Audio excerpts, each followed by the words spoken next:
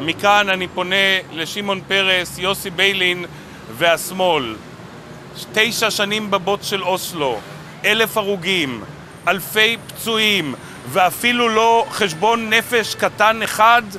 ברצח רבין מתעסקים חודשיים בשנה, דורשים מהימין חשבון נפש, שואלים מה היה קורה אם רבין לא היה נרצח, ואף אחד לא שואל אחרי 1,000 קורבנות מה היה קורה אם אוסלו לא היה נחתם.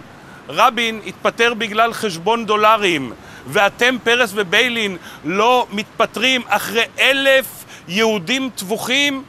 הגיע הזמן לבטל את אוסלו, הגיע הזמן להקים ועדת חקירה, הגיע הזמן לרדת מדרך ההתאבדות של השמאל וללכת בדרך של הימין האמיתי. רק בכוח ננצח.